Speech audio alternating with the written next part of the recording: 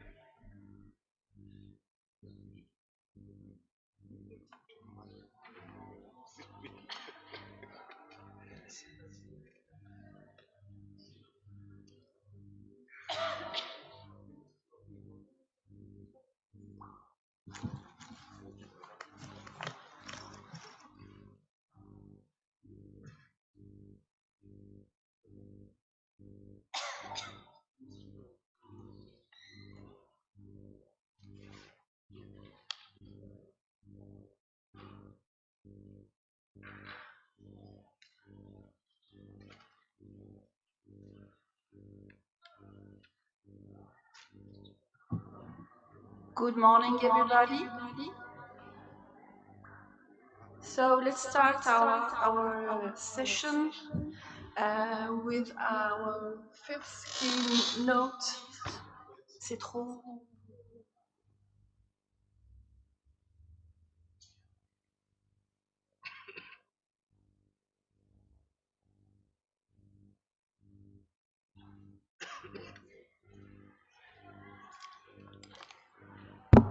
Tiens.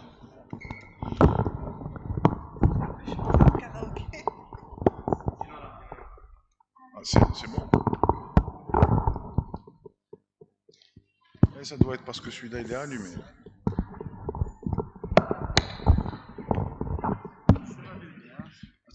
C'est pour ça. Toujours شعل. الناس خاطر سهر وتوزين. خاطر سميتي طورنا هيك. Okay, so we welcome Professor Ben Haliliba Mustafa from Université des Sciences et de la Technologie d'Oran. He's the fifth keynote speaker and the first one for today. He will present us his research dealing with analysis of brilliant green dye material-based organic heterojunction using dielectric response and impedance. So, Professor, the floor is yours.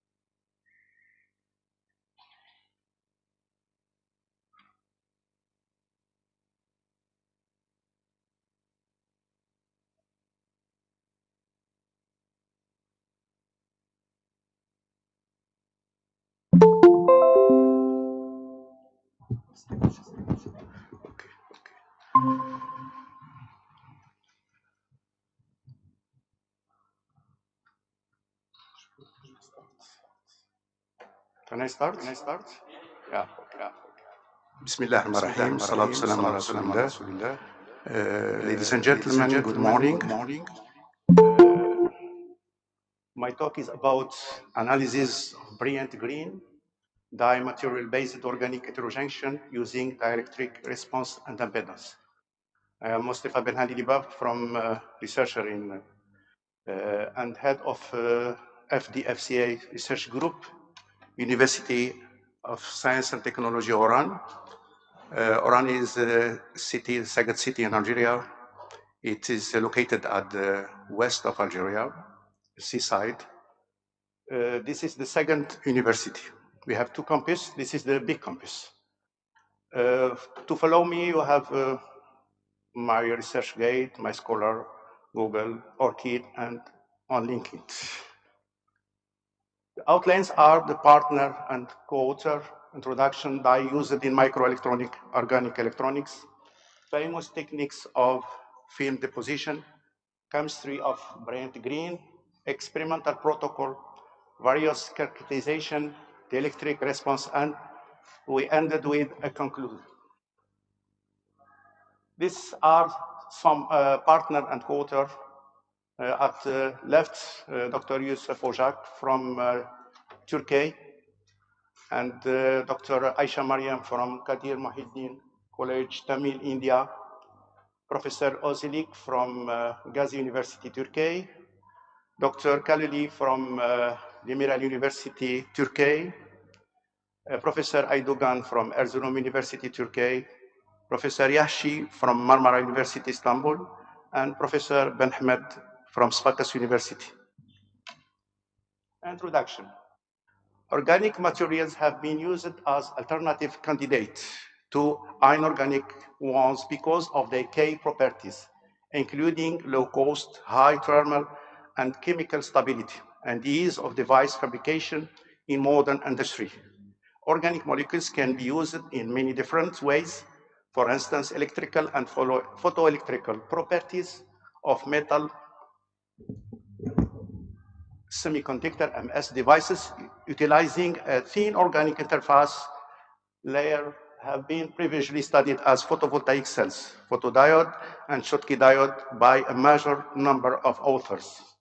The organic molecules have been previously used for the electrical device fabrication such as pentacene or poly-2-methoxy-ethyl hexoxyphenylvenin on PSE and PNIO on N-polyadenine on NSE Schottky diode. In order to make organic thin films, various deposition routes are already used, like spray pyrolysis and spin coating.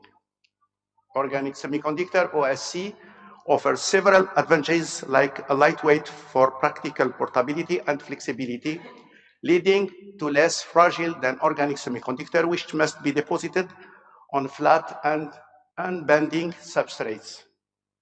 Organic semiconductors are commonly easy and conservative to be created in the research facility. Although OCS-based devices have certain restrictions, like the lifespan of organic display device is shorter than that of traditional liquid crystal display LCD.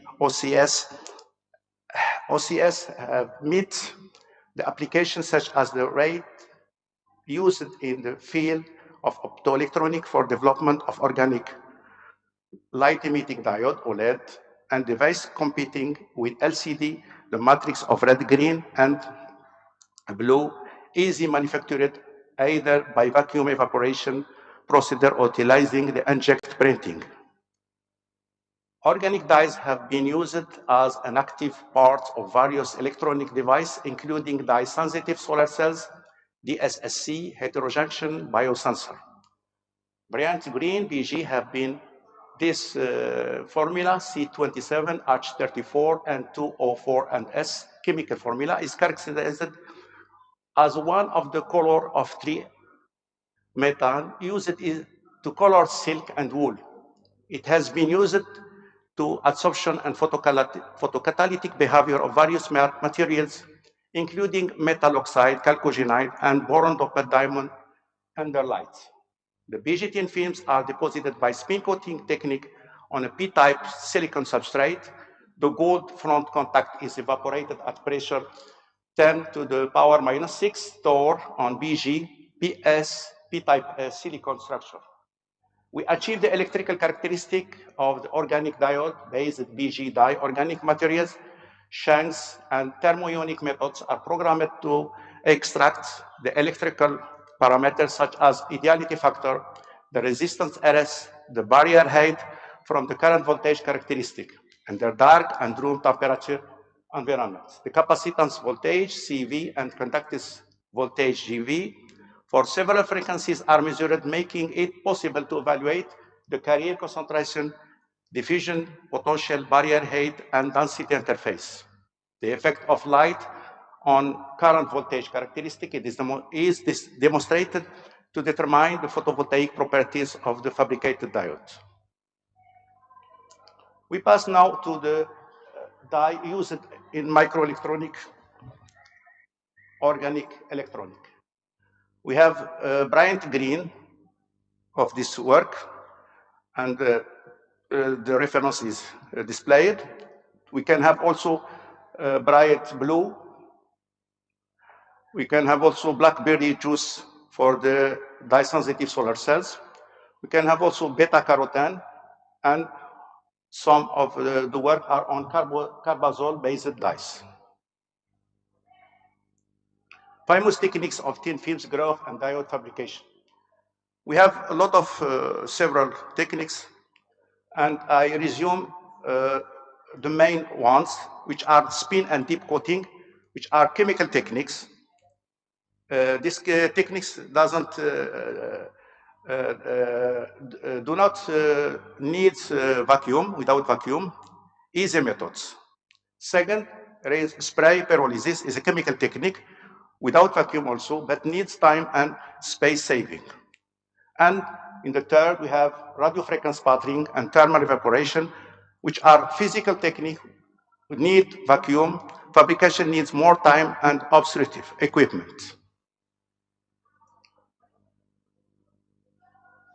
In this slide, we demonstrate a chemistry of brilliant green. Brilliant green, also known as Zelenka, is one of the trialmethane dyes. It is closely related to the malachite green, as Wikipedia.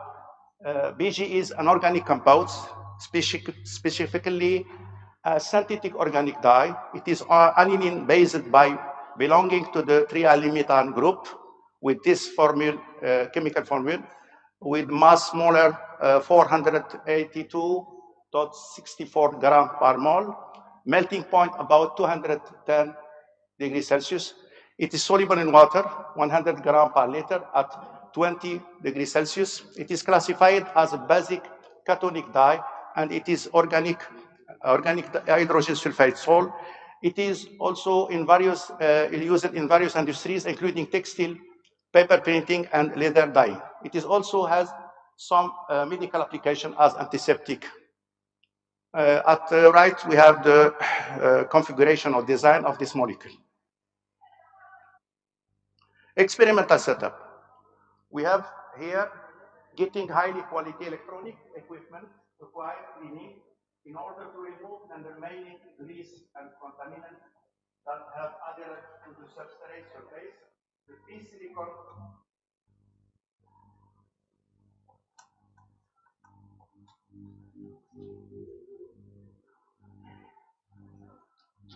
P-type silicon wafer doped.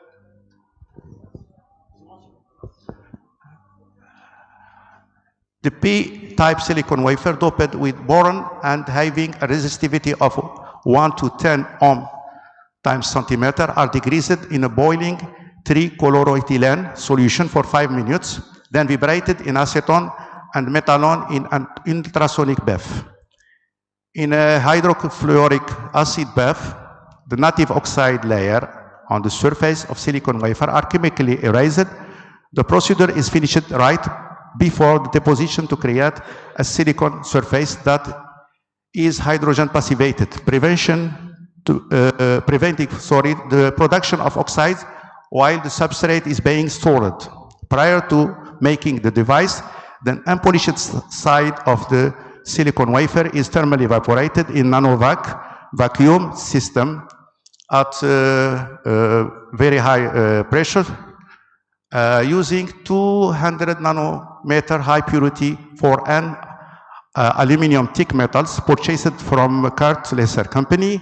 The metal is then annealed in a furnace at 420 degrees Celsius for 3 minutes to obtain low resistivity ohmic contact. The easy spin coating method is used in the production of the BG molecule-based device. We dilute 24 milligram of BG purchased from Sigma-Aldrich in 50 millimeters of methanol. BG thin films are applied to P-silicon substrate using a spin coater, then spin for 5 minutes at velocity 2000 RPM. This thin film measurement yields a thickness of 673 nanometer at high frequency through capacitance voltage measurement. Next, a 1.5 millimeter diameter mask was used to evaporate high purity aluminum metal, resulting in 200 nanometer gold front contact with structure. Figure is displayed on the slide 23, depict the cross section of the gold on BG on PSE on AL heterostructure, which displayed the dye BG brilliant green chemical structure. Later, we make the electrical measurement of current voltage carried by Kate-Lee 2400, and the equivalent HP impedance analyzer setup is used to measure the CV and the GV characteristic in dark and at room temperature. Some experimental details. We have the precursor mass, 24 milligram BG powder, diluent for 50 milliliter of methanol, deposition time for 5 minutes, mask radius 1.5 millimeter, substrate P silicon, and the contact gold. Preparation.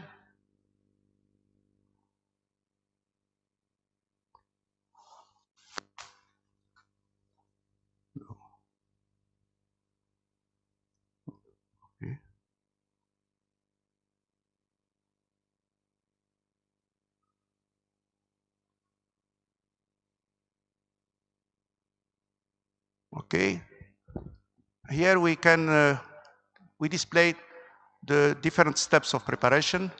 In figure one, we have the spin coater, and 2, we have the preparation of the solution, and then we have in 3 we have a different step of cleaning by water, cleaning the substrates by water, by deionized water, by acetone, and then we dried by nitrogen.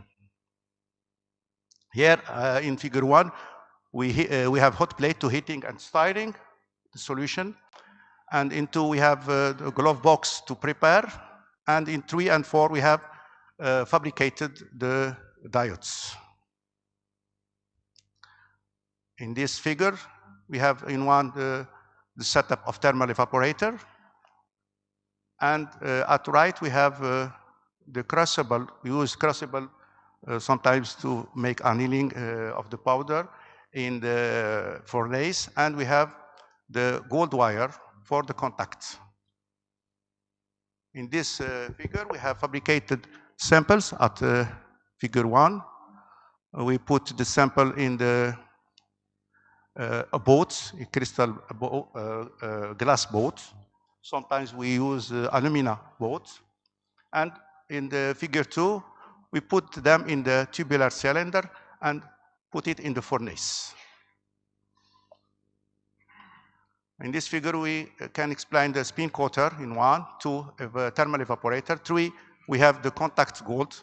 It's display the contact as the dots of gold. In 4, we have also the holder of substrate and substrate after evaporation. 5 and 6, we have some other contacts in aluminum. Here we have the RF sputtering. This is a system to fabricate good films. And at 2, we have the tubular for the annealing. Sometimes for also to prepare for some solar cell like CZTS, for example. Here we have the journey in lab. We have our brilliant green in this bottle, and we pass to the weighing, mass, and dilution, stirring, and obtaining the homogeneous solution. We pass now to the various characterization. This is the main setup to characterize the current voltage. Is the Catley model 2400, and in the second figure we have the electrode to measure and to get this curve. Okay, current, we called the current voltage characteristic of a diode of solar cells. Okay, here we display another setup. This is we called the solar cells simulator. We use it to get characteristic under lights. Okay, here we use only 1 lamp, so the wavelength is fixed, and we can here.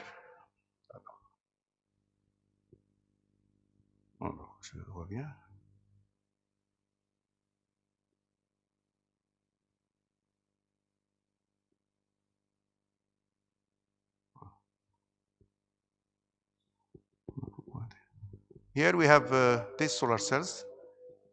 Okay, this is the beam light is here. Here we can change the intensity, milliwatts per centimeter square. We can go from, for example, 20 to 100 or more. And here we have the box. We can use it in this technique. We use measurement under light, and we can also stop the light and measure the characteristic voltage, current voltage in dark. Here another setup to measure, this is impedance meter to measure the CV at right here. And we can also measure the GB at room temperature. Here it is our heterostructure diagram design of the gold on BG, on PSC, on aluminum heterostructure diode, and chemical structure of diode is displayed at right. Here we have the aluminum back contact, the P-type silicon substrate, the BG organic here, and this the contact on gold. Here we have the lights, and here we have our catalytic measurements. We obtained this characteristic, current versus voltage. We have two parts here. This is negative voltage, we call the reverse voltage. This is the positive, we call forward voltage. We have in dark this curve, in the black, and we have measured under 3 elimination intensities, we have this graph. So this model follow based on the thermoionic emission model. The current can be expressed at this expression, current equal I0 exponential V minus ERS NKT, where E and V are the experimental current and applied biasing voltage of the BG device, respectively. E0 is the reverse saturation current, can be written versus the area of contact of Richardson coefficient, temperature, and electron charge, Boltzmann coefficient, temperature, and barrier height, where the effective device is selected as the value is this 0.071 centimeter square. And Richardson for the P-type silicon is about 32 ampere on centimeter square on Kelvin square. The behavior of diode in both reverse and forward voltage, we have two parts, okay? Reverse bias or reverse voltage with V is negative. Diode acts like capacitor. When a diode is reverse biased, the depletion region widens. The depletion region behave like the insulating layer of a capacitor with P and N sides acting as the plates. The capacitance depends on the width W of the depletion. So region, so C is proportional to 1 over the width. Increasing reverse voltage, wider depletion, and smaller capacitance. This is why a CV curve capacitance decreases as a reverse bias increases. So in inverse bias, the diode store charge behaving like a voltage-dependent capacitor called junction capacitance or depletion capacitance. But in forward bias, when the voltage is positive, the diode acts like a resistor or a conductor. When a diode is forward biased, depletion region shrinks and charge carrier flow easily. The diode now conducts currents, and its current voltage relation follows this expression. In this condition, the diode behaves somewhat like a nonlinear resistor, small forward voltage and higher forward voltage, the strong current follow. So in forward bias, the diode passes current acting like a resistor but nonlinear curve. As summary, we have the bias condition in reverse or in forward, the behavior if capacitor in reverse and resistor linear in forward, equivalent component, this is like a junction capacitance, here like a conductor. Physical explanation, the depletion region store charge, and the current flow through narrow depletion zone. The film of the diode-based BG tin films.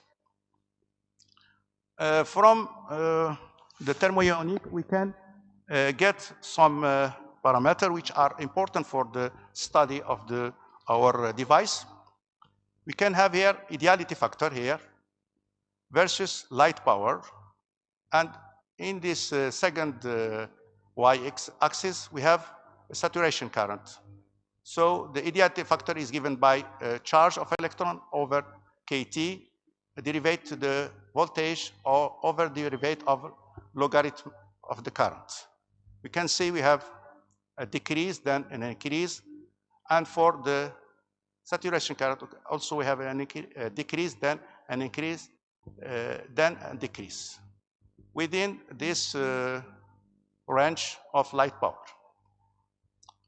In this second graph, we have photocurrent, and the photocurrent is calculated by the difference between light current and dark current at limit values of reverse voltage. We have an increase with an increase of light power. Here we give the photocurrent and photovoltaic parameters. This is the photocurrent versus voltage for 3 intensity levels. And at right, we can give also other parameters like open circuit voltage and short current for the diode, and given by this formula, FF is the fill factor, is the power over VOC times ISC, and we have the increase with the light power for both VOC and ESC. This table gives the results of the photovoltaic parameter of BG on SE, organic heterojunction diode. First column, we have the light given in milliwatts per centimeter squared, 60, 90, and 120. The ESC in microampere, this value, we observe an increase. VOC in millivolt, we observe also an increase. EM is the maximum in nanoampere, a bit increase. Also VM voltage maximum, here an increase also. P max, which times E max times the voltage max. We have this value. Fill factor is still constant. Efficiency, we have this value. So the efficiency is very low. The photocurrent given in microampere, it has these values. And the photosensitivity is the current, photocurrent, over the input power. We have this value. Here we study the conduction mechanism of the diode. We plot in y-axis the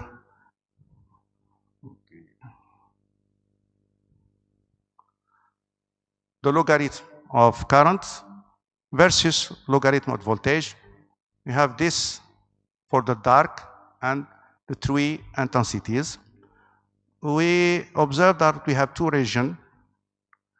Okay, by approximation, linear approximation, we have 2 regions, and the relation is current proportional to the V to the power m, where the exponent m describes accurately the conduction mechanism. We have here value of m is layer doc, so we have in this range anomic behavior, and in the second region we have the space charge limited current regime in this region. We have parameter here, heterojunction diode determined by the thermoionic emission in dark and light condition.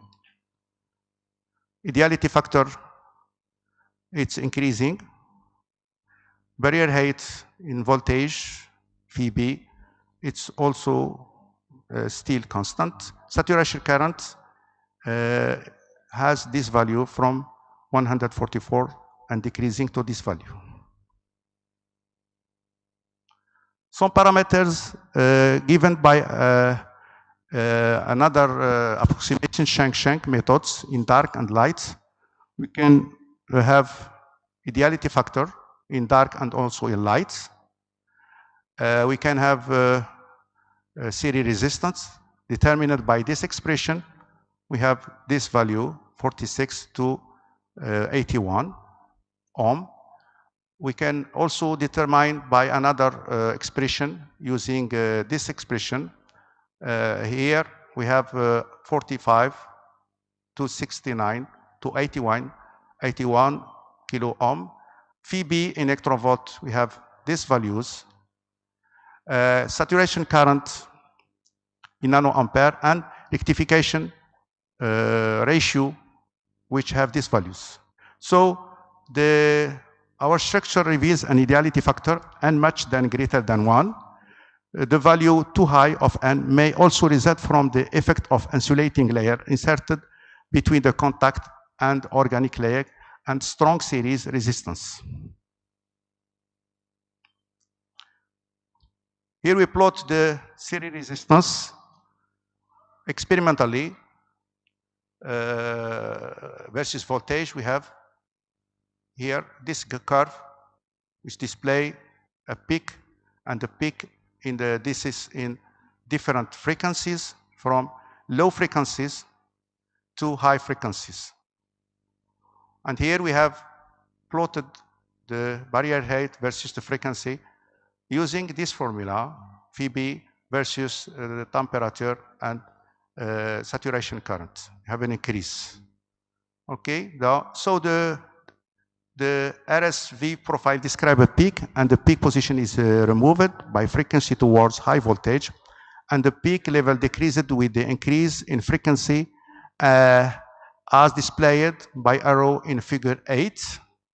The highest point is recorded at 1.5 kilo ohm and declines gradually with increase in frequency to reach this value.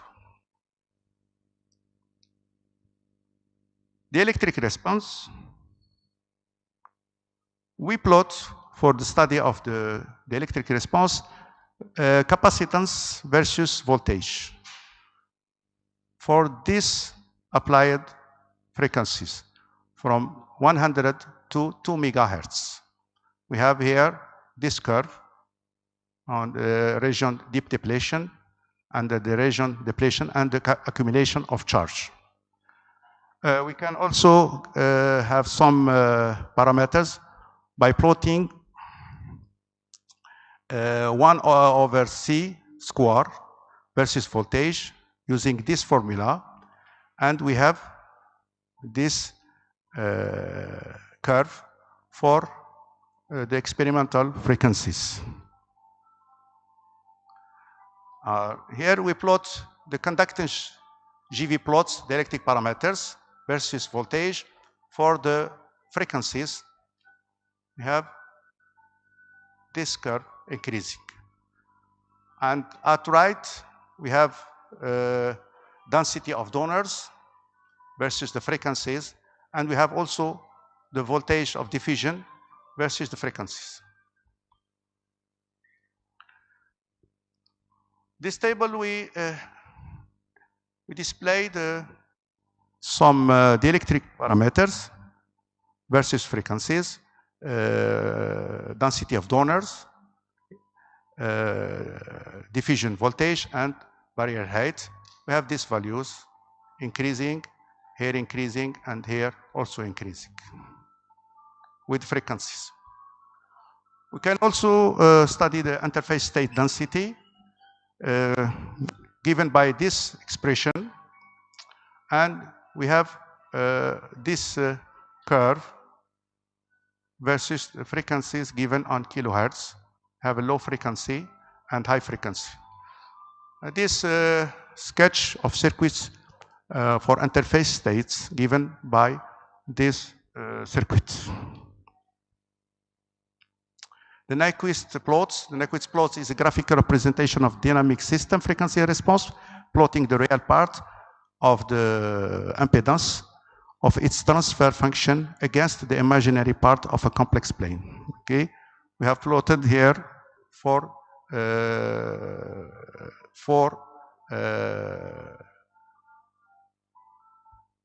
okay, for 4 frequencies.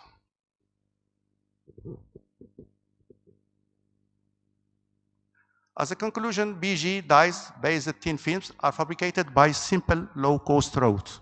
The BG on silicon diode is considered by current voltage characteristic under dark and light condition, and CV characteristic at various frequencies. The stricter based on BG uncover an ideality factor N a lot more prominent than 1. The too high estimation of N can likewise be the after effect of the impact of the protecting layer, which is embedded between the contact and the organic layer, and higher series resistance of 70 kilo ohm, a large interface concentration deity. The CV plot and the electric parameters are strongly dependent on frequency. The barrier height obtained by IV matches that CV, and the F peaks present in the GV characteristics show the existence of interface states. The density diminish at high frequency because these states do not follow the signal at high frequency. BG on silicon may contribute to play a role of diode and photodiode. Their properties meet the microelectronics, optoelectronics, and photovoltaic application. Here, some acknowledgement. This work is included in a project. Some reference here. Some most achievement between 2022-2025. This is our some chapter books with Tunisian collaboration, with Indian collaboration. Some also, this is our chapter book. This is the recent paper on curcumin organic and on phthalocyanine green pigment, on also glutathione as photodetector, and on silicon semiconductor insulator silicon heterojection. Thank you for your attention.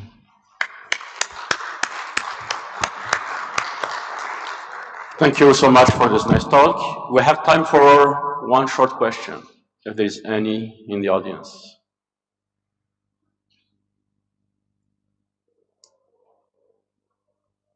Comment? No question? Okay, we thank again the speaker. Thank you so much. And we look to the next talk.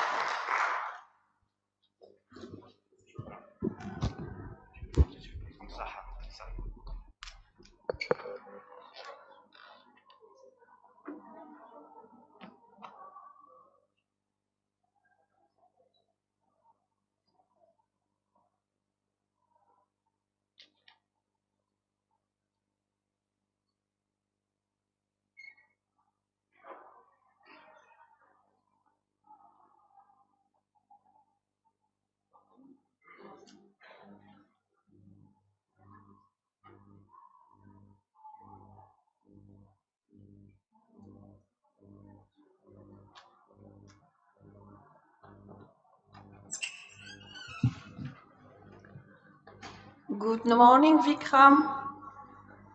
Are you online?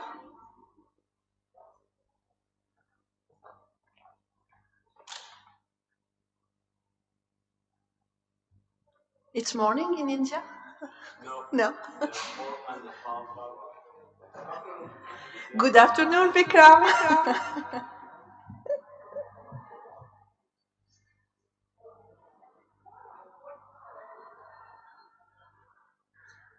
Vikram, are you here? Yeah, but we did the mic, maybe the mic.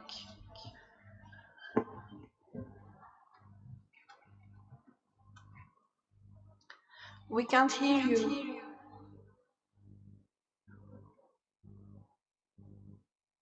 No. We can't hear you.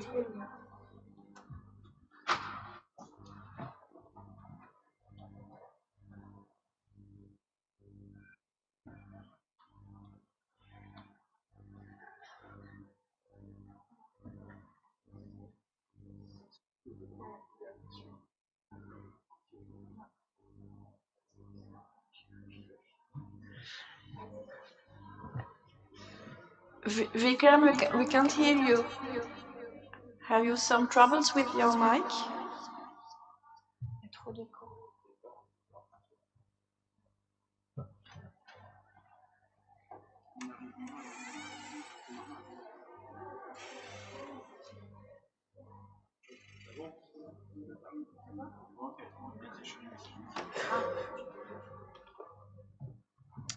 It seems that you have troubles with your mic.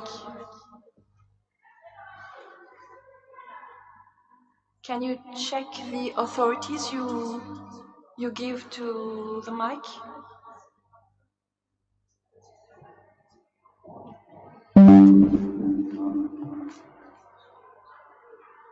Not yet. Try again.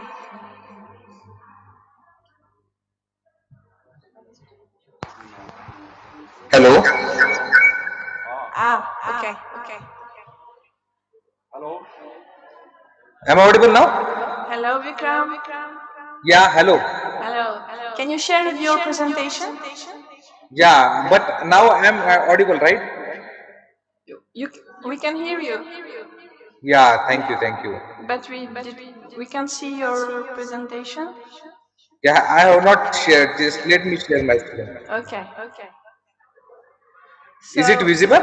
No, not yet. Yes. Okay, it's okay. Okay. So we welcome Vikram Bandit. He's associate professor in the Department of Chemistry in Haribai Desai College in India. So the floor is yours for 30 minutes. Okay. Thank you very much for inviting me for this conference. Every year, Professor Dalila, she's giving invitation, and so I want to thank to her, then the head of laboratory, dean of faculty, and rector of the university. So thank you very much for having me here. So today I am going to present this organic and polymer nanocomposites. So for various application, including hydrogen generation as well as for water purification. So I'll be covering one organic catalyst, that is pentasyncunone, and couple of polymers and their nanocomposite with some results that we got. So we all know that this all type of non-renewable energy sources, coal, oil, they are going to vanish in some days. So and they are going to vanish as well as they are producing a harmful greenhouse gases when we are burning them. So there is a problem, and if you notice somewhere on the social media or even on news that this type of polar ice cap is having a area of a very big city, it got rupture from this whole ice. So that's why there is a problem, and we have to overcome to this type of using of non-renewable energy sources. Again, there is one more problem is that, so if you clearly see, this is the world's map, and very few countries those are rich with these non-renewable energy sources, right? So as they are going to empty, there might be a world's unrest will follow within some like period of time, and that's why these two are very big challenge among the human being, and scientific community is working on them. They found that here use of solar energy or hydro energy, wind energy, which are comes under the renewable energy sources, and they are just freely available, and if we use them, they will be giving us a pollution free type of many applications. So for today's topic, I want to discuss a photocatalysis as one of the application, where a number of problems which we are facing, like air cleaning, then agriculture wastewater, that can be cured by using this photocatalysis, and for that purpose we are required some semiconducting material. It might be polymer, it might be organic material, and to degrade few dyes. So earlier speaker talked about a lot of dyes with other application, and here we can just degrade them, or we can just produce a some useful gas. So there are like different type of applications, and under photocatalysis I am going to focus on production of hydrogen by means of water, by means of H2S, and degradation of harmful these gases. So now this hydrogen is when we are producing it, it is having a number of application. So many applications are there now in India also. Some of the vehicles, they are running on this hydrogen gas on trial basis, and all over the world some buses and public vehicles, they are running on this hydrogen. But why to degrade this H2S? Why to split it? Because we already know that H2S is the large amount of waste that is being generated from the industries, and we are just keeping it as it is. So it will going to make a problem as it is poisonous, and that's why we have to degrade it. And on the other hand, these are going to extend. So that's why hydrogen is nothing but the solution for these all problems that we discuss. In our college, in my research institute, we have such type of setups. So this is very simple setup here. In this is a, we called it as a photoreactor. These two images, this is from a lab, and this is under sunlight. Here light source is there, and light falls on this type of reactor where there is a catalyst is present, and H2S gas is being freshly generated over here. So as the H2S gas is generating, it is being passed into this reactor, and in presence of light, the degradation took place. Whatever the gas is coming out of here, and some of traps are there, and from this trap it goes into further this iodometer tube, which is graduated one. So we can measure the hydrogen, and similarly we can produce the gas over here also. And you may have seen the bubbles of this H2S gas, and the gas which is being produced, that is nothing but hydrogen. So very simple setup is there. So I just want to zoom in here. In this assembly we can produce the H2S gas by using iron sulfide and HCl, of course. When it passes to this reactor, there is a light source and it get degraded, and here iodometer tube is placed. So iodometer tubes is just for the measuring whatever the hydrogen that we are getting. And this is the setup which is present on roof top of the building, and here gases can be seen. This reactor, we have the catalyst and H2S gas, and here bubbles of hydrogen can be seen. On the other hand, we all know that now this textile industry people, they are using these clothes, and use the dyes to get colored, right? So these colored dyes, once they use it, they just throw this water to the any water reservoir through pipes, and aquatic life is in danger. So that's why we have very simple setup as compared to H2S generated setup. Here you can see only a light source of different wavelengths that we have, and here dye solution in on the magnetic stirrer I have taken. In presence of light, once the light falls on this reactor, there is a photocatalysis happening, and as the time passes, we can see the decolorization here, and again we can monitor using the UV spectrophotometer. We can say it is an decolorization, but when we took its mass, that time we found the fragmentation pattern, so we can say that it is nothing but degradation.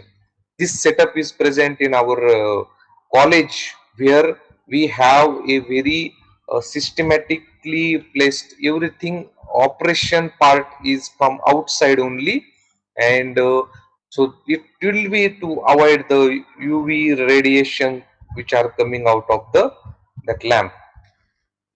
This pentacene quinone catalyst is like a precursor for this pentacene, and pentacene we might have heard it is a very good flexible devices can be produced from the pentacene. So earlier speaker he just have mentioned about such type of cruise where we have a diode and all type of devices, solar cell and all. So this catalyst is important, but this has limitation as it is air sensitive. We just removed this, and instead of this we focused on this pentacene quinone. Pentacene quinone is with the very high molecular weight as well as melting point. So we have taken that compound, we have synthesized it in this compound, and we already published this work in American Chemical Society journal with different type of reaction parameters. Once we produce, we have characterized by using H1NMR, XRD, then same and various techniques that we have. After successful characterization, as we discuss hydrogen, so we have taken a H2S gas.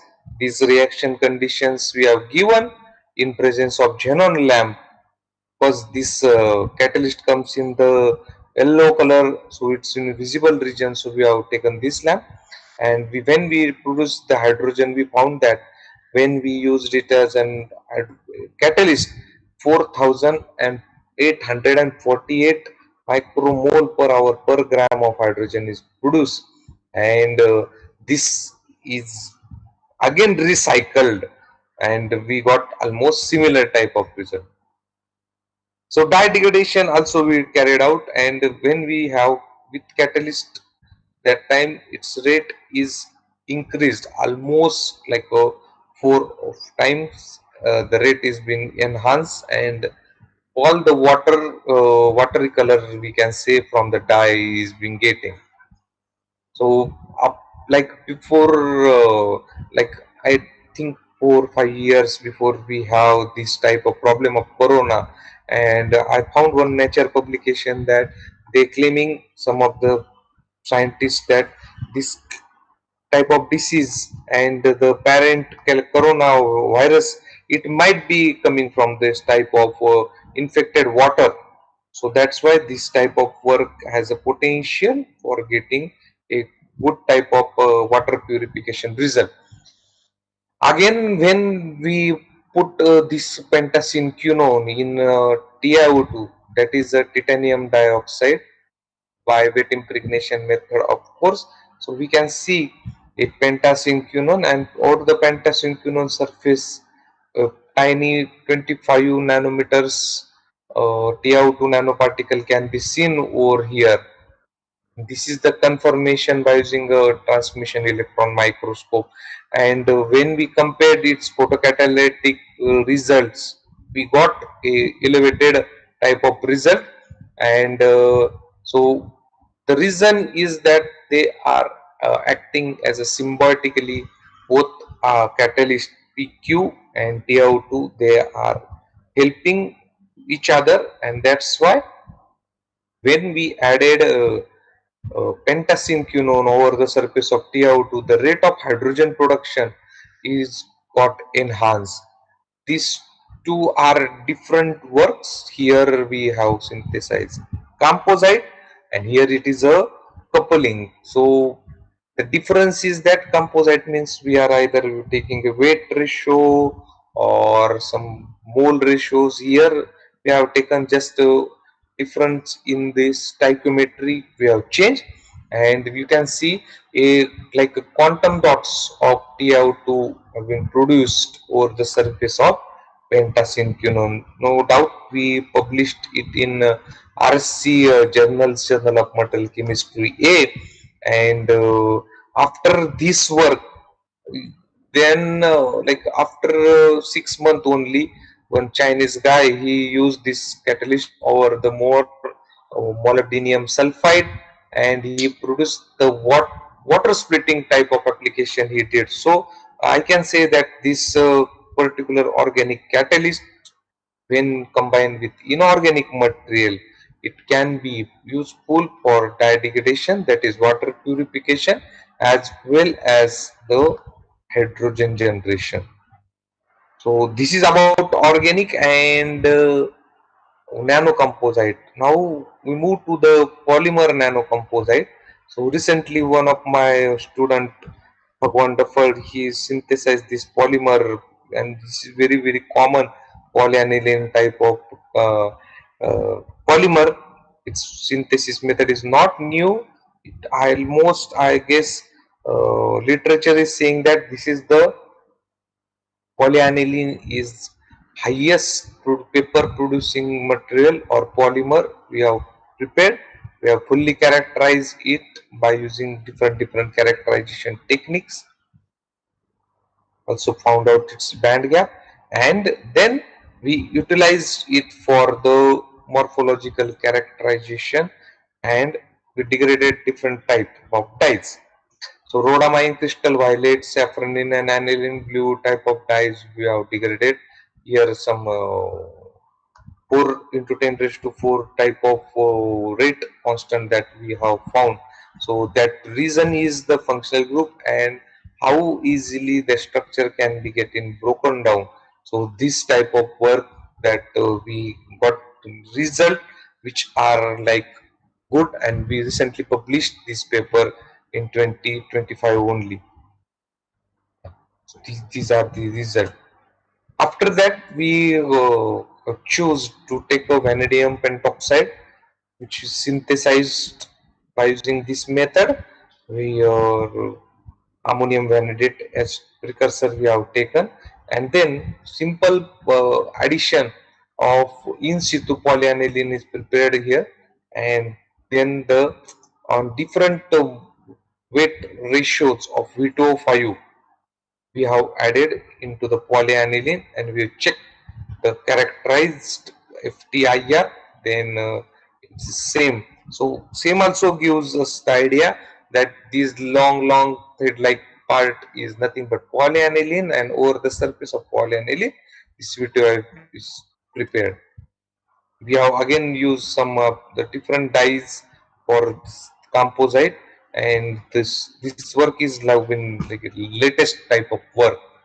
Similarly, few of my students, Ganesh, he's here, and Dhanashri and Gauri, they are synthesizing zinc ferrite or this polypyrrole composite, and they are already synthesized polypyrrole, and after characterization the just now zinc ferrite is been prepared. So these are the precursor, and if you know that auto combustion method is there, so when we are heating it, this type of material is coming out of the beaker, and when we handle it carefully we got this composite which we characterize.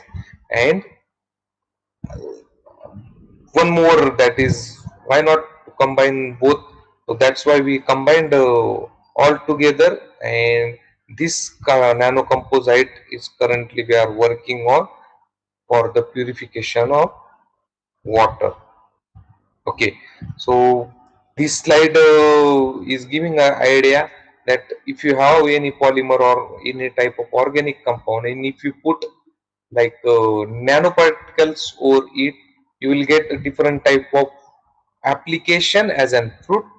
So when we had thought like a couple of years before, so if a person from materials, nano, chemistry, physics and environment, if they come together and if they work together, then one material can be used for different application.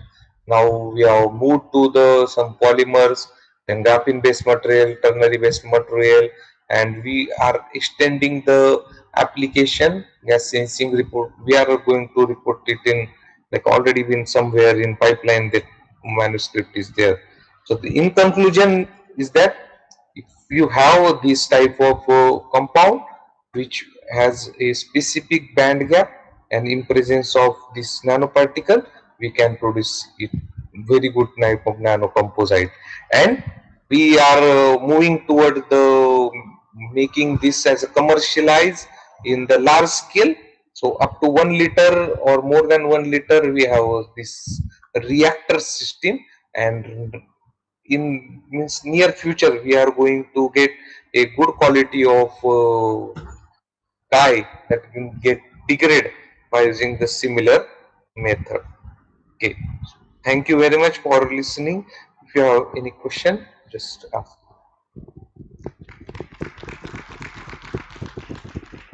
Thank you so much for the nice work and nice presentation.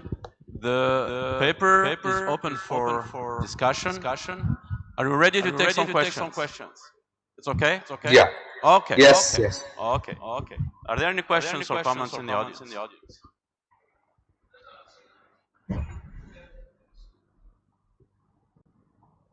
Yes.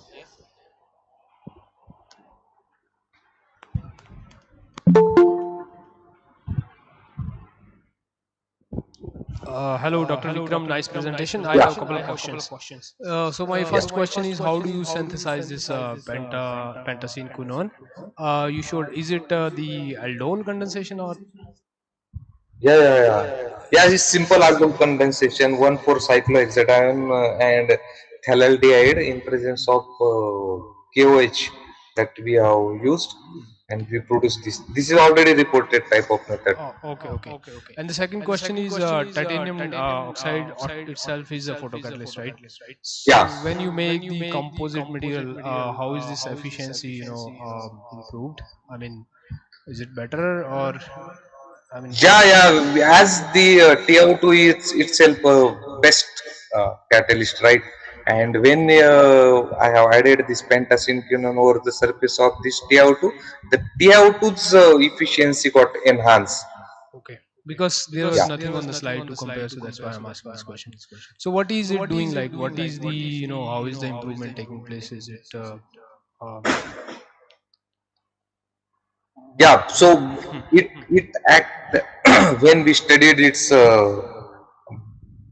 band positions, we called it as a band structure. right? So yeah, the valence band of pentacene quinone is, and the position of valence band of TiO2, they are far away from each other, so there is no charge takes place, Okay. and they are act as in like a symbiotic association. Both are giving the electron, and the rate of oxidation reduction, that is redox reaction, is enhanced, which gives the more and more type of hydrogen here. Okay, so it's facilitating the charge transfer basically. Yeah. Okay, nice. Yeah, thank you. Yeah, thank you. One more question or comment? No. Thanks again for your nice presentation, and we move to the next and last this morning session. Thank you. Thank you, Vikram. Welcome. So now we welcome Mr. Mohammed Amer Etou from Jordan. Welcome. He's a director of Jordan Gamma Irradiation Facility from Jordan Atomic Energy Commission. He will present us the impact of gamma irradiation on the chemical, morphological, and mechanical properties of polystyrene used in petri dishes at various exposure time. So the floor is yours.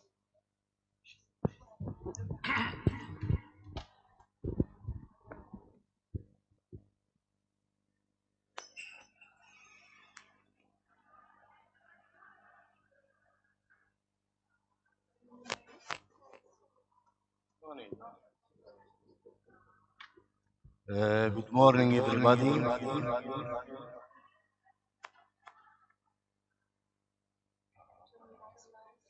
Yes.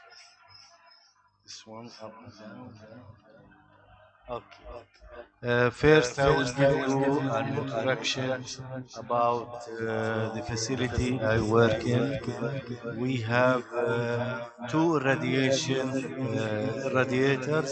one industrial plant used to irradiate industrial products.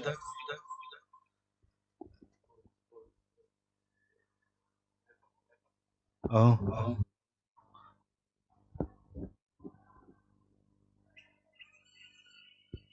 okay now. Good. Okay. And the other one is research one. The irradiation chamber volume is 4 liters, so it suits all specimens for research, whatever the purpose. This is the industrial facility. You see top right, the boxes where we put the products to be irradiated, and top left is inside the irradiation room, and down right. And the other picture shows the outside of the facility. Maybe some of you know about this technology, the irradiation. We irradiate the products in order to sterile, to kill the microbes on these products. Some products need to be sterile. Sterile in the medical expression means zero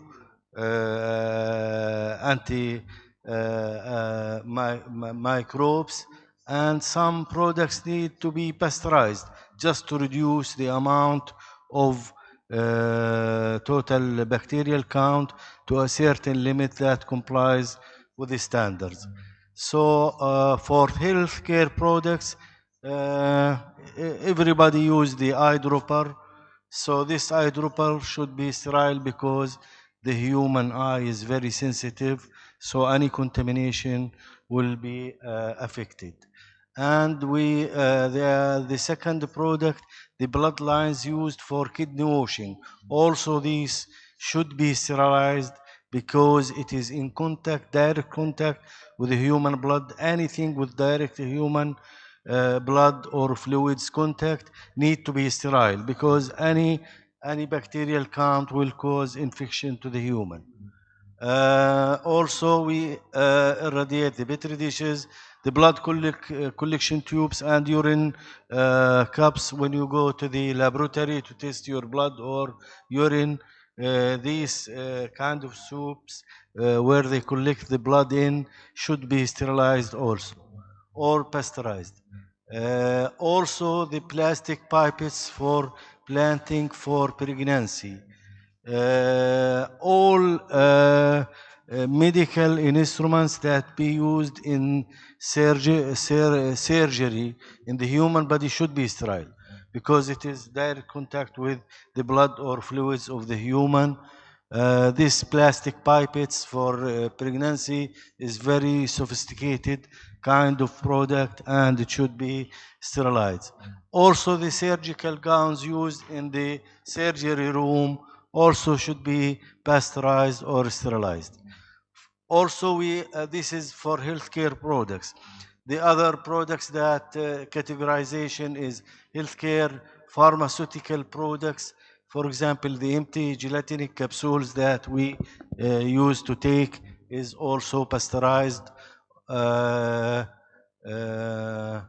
The filled gelatin capsules with herbs for pharmaceuticals.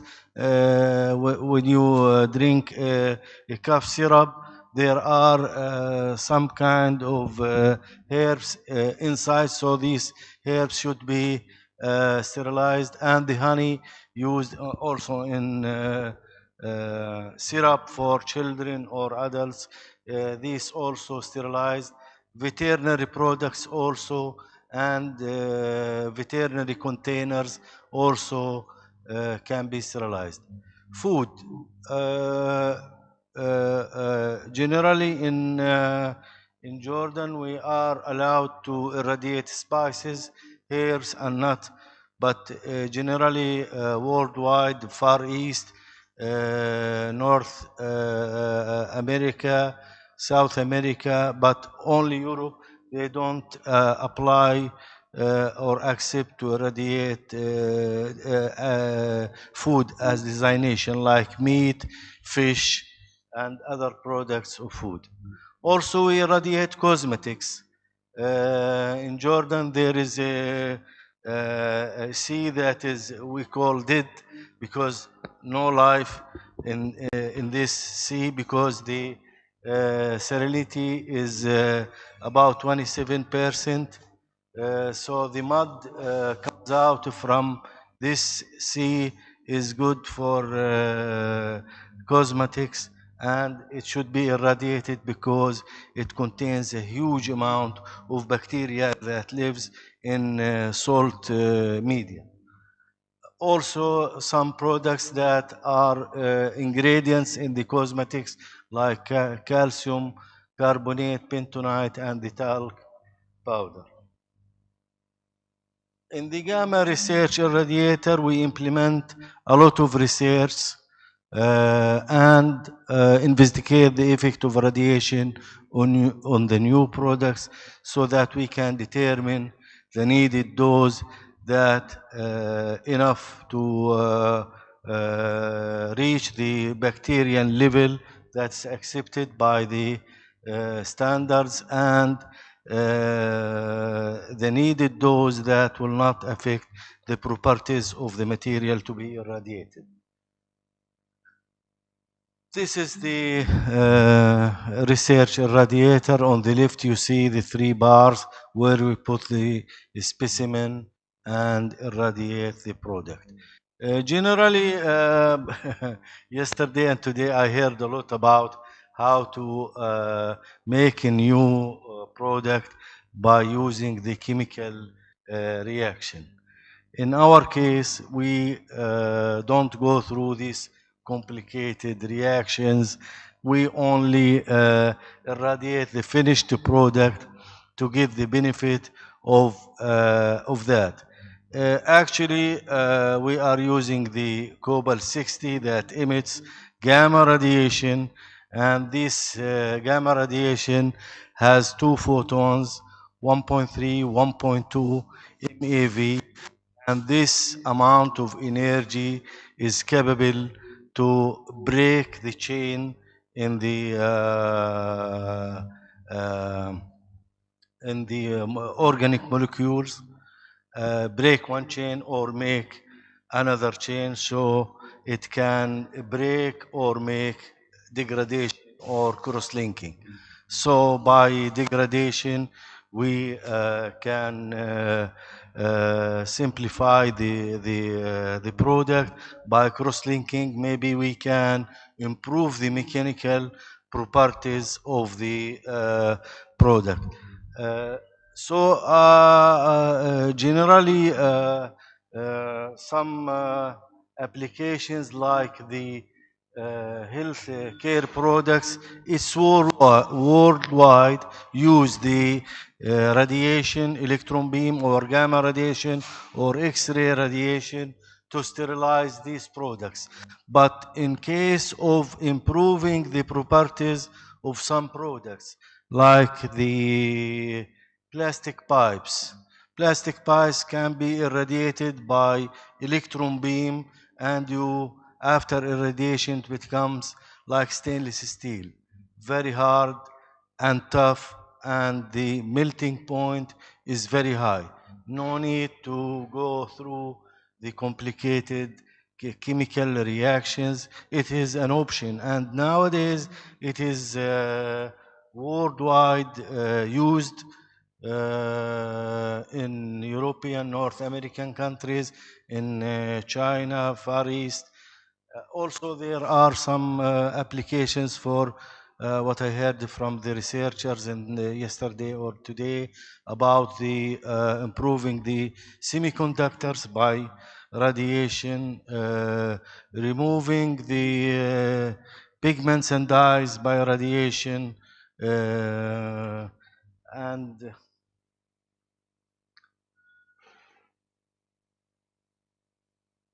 these are the products that we irradiated. On the top right, the eyedropper dialysis bloodline, plastic pipes for planting, for pregnancy, and the urine containers, petri dishes, empty gelatinic capsules, and blood collection tubes. This is according to our investigation on these products. These are the variety of polymers that to be irradiated, and the needed dose and the effect, and for example, the polycarbonate for pipettes needs a 25 kilogram sterilization dose. The resistance for gamma is good, but there are some color change. Generally, researchers always using the pure polymer, but in practice there is no pure polymer.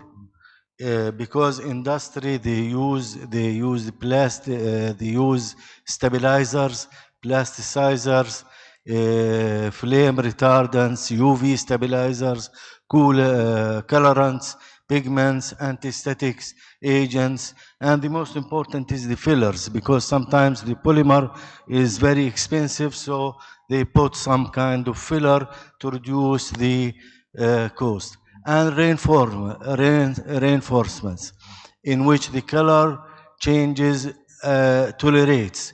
These additives will affect the mechanical properties,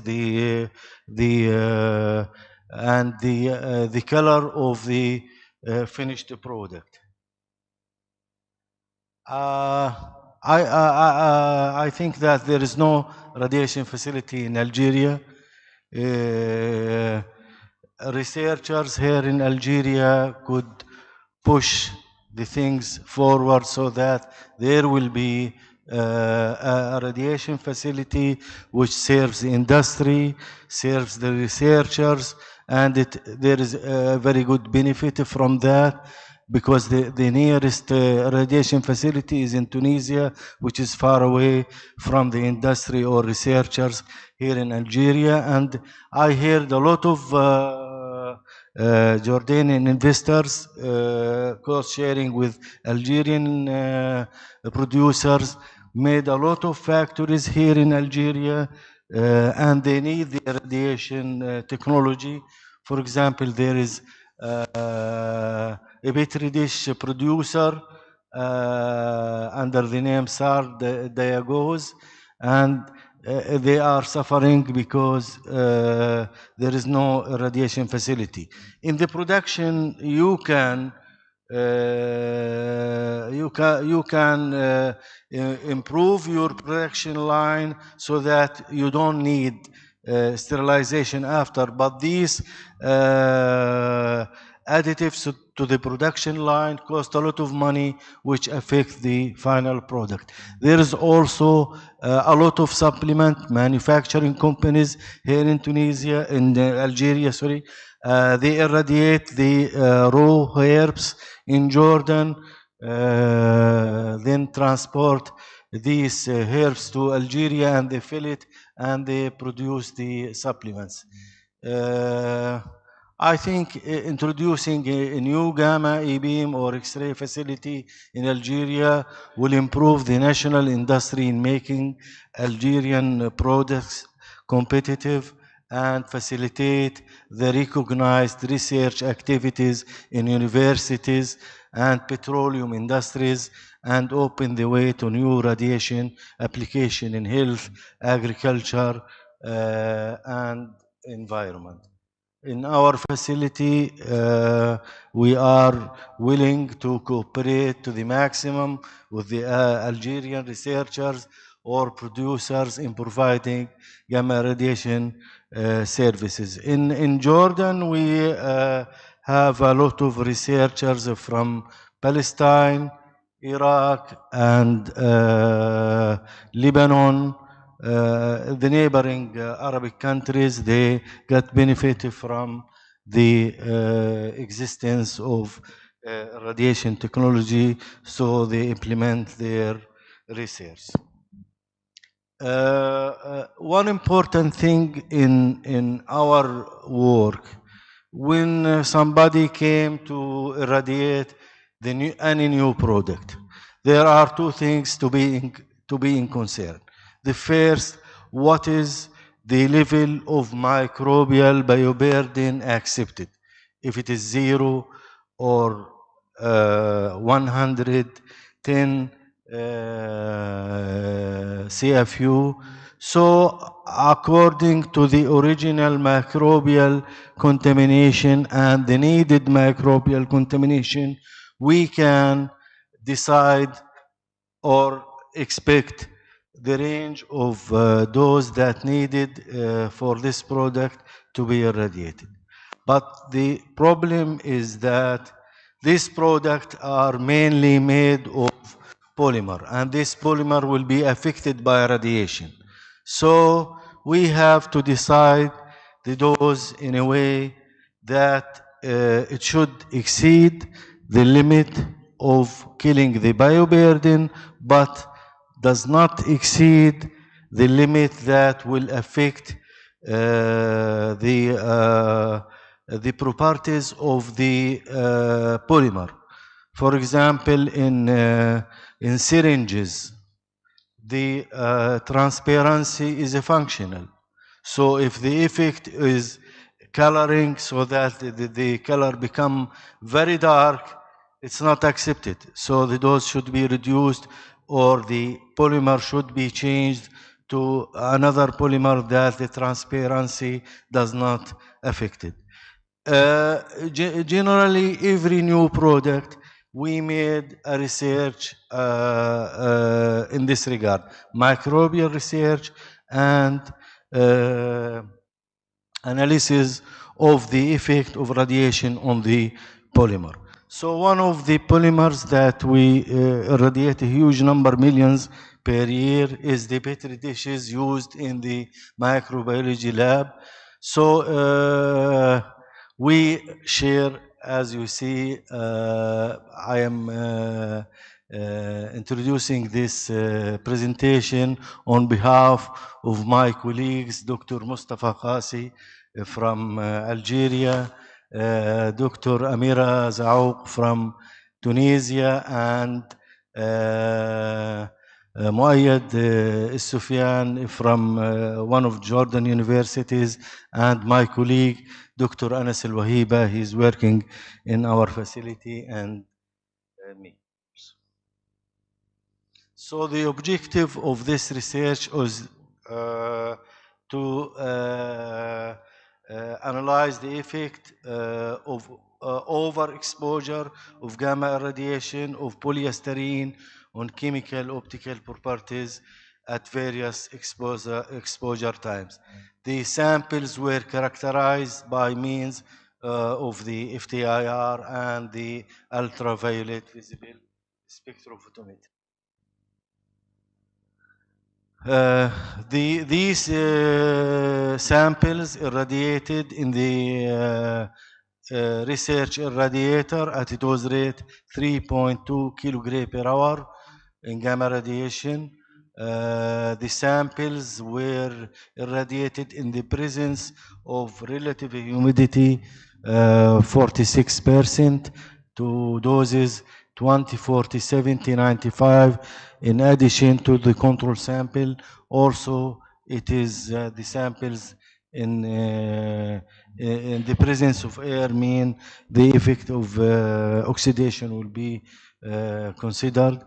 The material information for this kind of polystyrene that used in the Petri dishes, the manufacturer is El Hanouf Medical Labs Factory, AFCO. The product is disposable after the microbiology test. This Petri dishes is disposed. The polystyrene type is general purpose polystyrene, commonly used for medical grade disposables. The molecular weight is between 200,000, 300,000 gram per mole, and the density from 1.04 to 1.06 gram per centimeter cube. Additive content, presumed additive free, no added materials, so it would be suitable for medical applications. The appearance for the Petri dish is transparent. This is the main functional property for the Petri dish, and it should be rigid, but it is brittle, typical to unmodified general purpose polyester.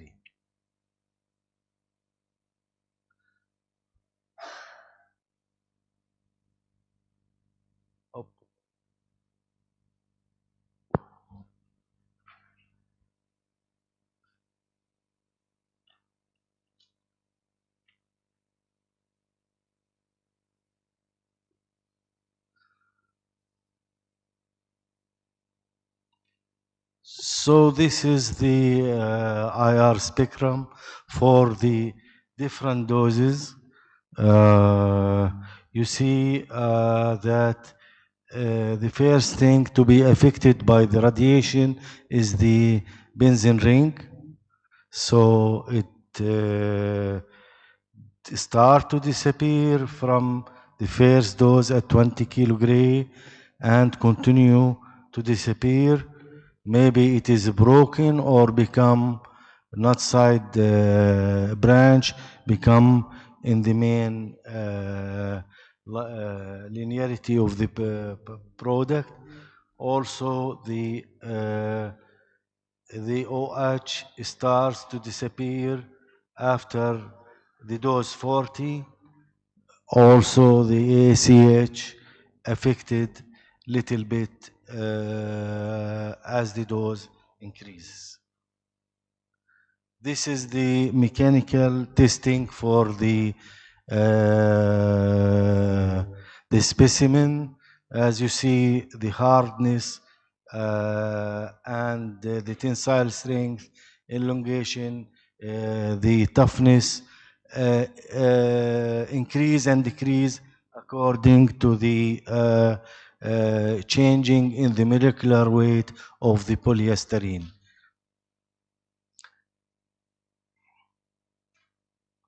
And the color change is very obvious by the eye. On the left, the 0, and you see at the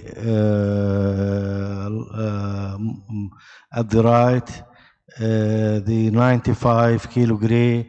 So the change in color appears by eye, and if we take the part of spectrophotometry in the range of 270 to 390, it is obvious that the difference becomes very obvious. And these are the references. Actually, regarding the transparency, still at a dose of 95, it is still transparent, but our concern was not to exceed 30 kilogray at that range where they might the dose reach in the real operation conditions. And thank you.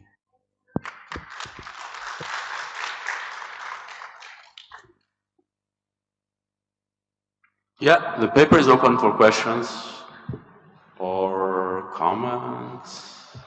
Maybe I have one question about regulations in Jordan, about the use of irradiation. In France, it's very strict and hard. What is about the regulations in Jordan to use Yeah, it is accepted by law. Generally, when you have any nuclear activities in the country, there should be a regulatory body for organizing the radiation protection and waste management, and also give us the regulation to do this job or not. For example, the food irradiation in Jordan is accepted only for spices, herbs, and nuts, while it is used worldwide for food, meat, chicken, seafood. Food packaging is, accepted, yeah. Packaging, because actually is the food irradiation is very sophisticated. You have a lot of, it's not polymers, it's proteins, so it will be damaged by radiation, so the value of food differs. So some countries accept that, some countries do not accept. But in Jordan, by law, we are allowed to irradiate. You are welcome. So, did you ever look at the impact of the irradiation on the food itself? Not the taste, but at least the components, whether there is a degradation or not. Which kind of food you mean? Let's say the spices. The spices, the effect of radiation is a must. The color, the flavor, the viscosity is different. When you make tea from any hair, the irradiated one is low viscous than the non-irradiated. But generally, if we say that this will be affected by 5%, so in nature, there will be a tolerance of 10-20%. So you are within the natural tolerance. Sometimes if you plant mint, irrigate it very highly, the flavor will be low. But sometimes if there is no scarcity of water, so mint will become very flavor. So if you consider this variation, it is maybe 20 or 30% by nature. By irradiation, you might lose 10% of the flavor or viscosity or color of the tea. Thank you. Yes.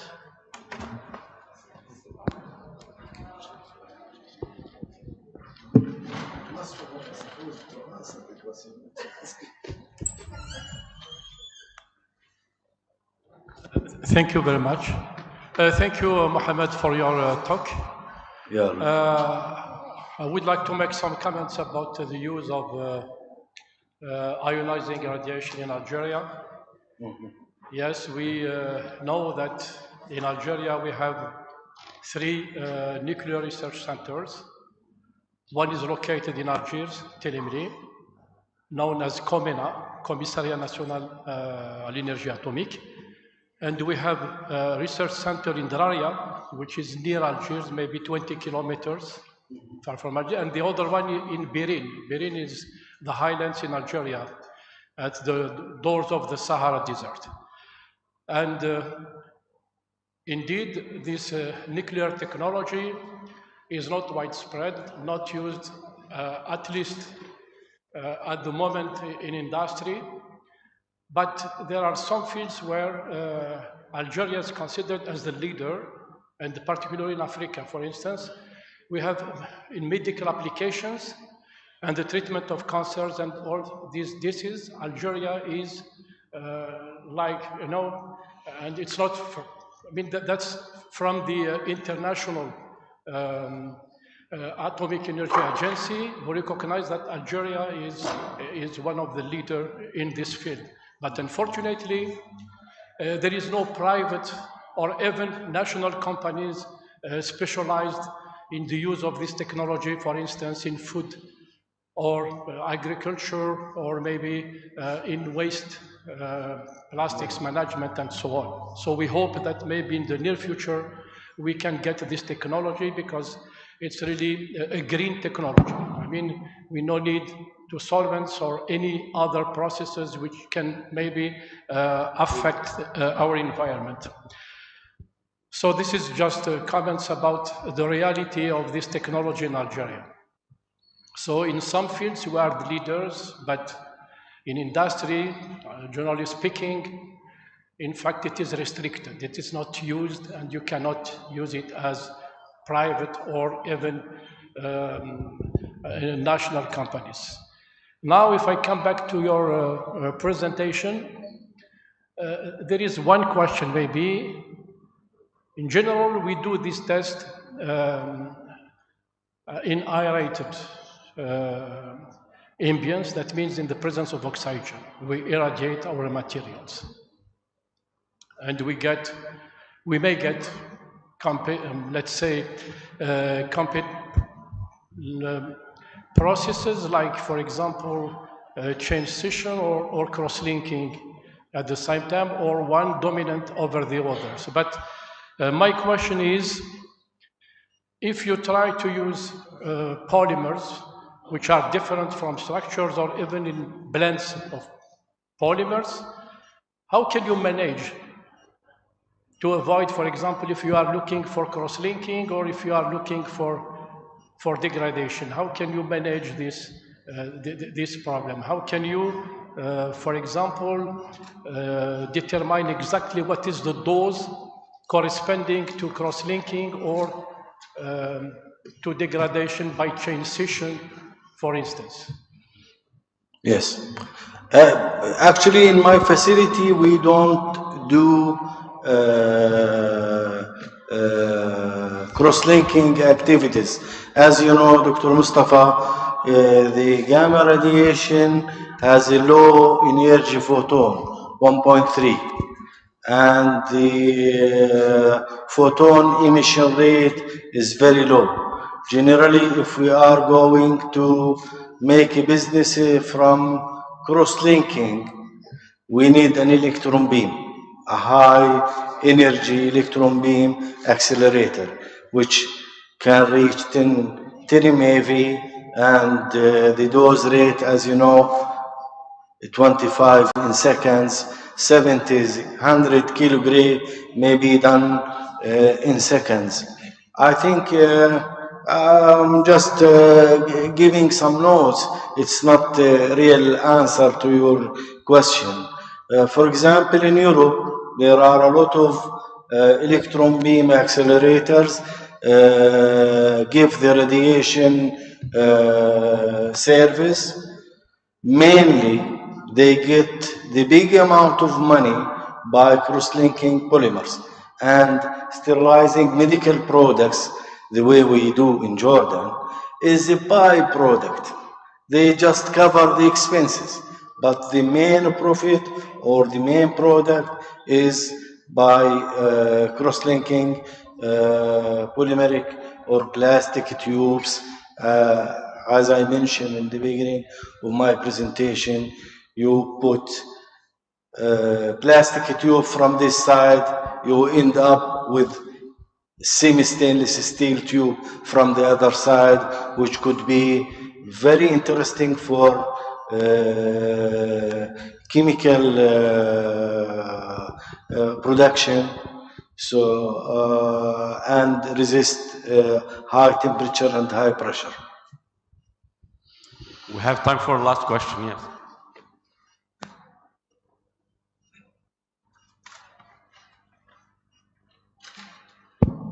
Thank you, Professor, for your presentation. Please can you go back to the mechanical properties slide.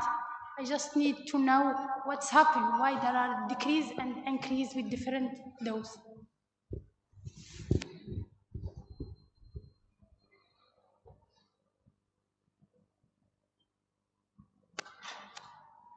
This one. The problem, as you see in this slide, you see that the most affected is the benzene ring. it disappeared. Is it broken or becomes part of the chain? I think we need to investigate more about this, but generally it is an impression. The impression is good. There is no contradiction in these results, but still we have to know why the tensile strength increased and decreased. So maybe the benzene ring becomes part of the chain or disappears, then return back, because it's the dose means excessive energy. Once you make the cross-linking and finish with the cross-linking, maybe the energy will be used for making the session. And actually, in reality, there are both. There is no cross-linking or session alone. Both of them are working together, but one of them is dominant. For example, 60% cross-linking and 40% session. So we say cross-linking, but still, in fact, there are session and cross-linking happening in the same time. So maybe this will answer the question.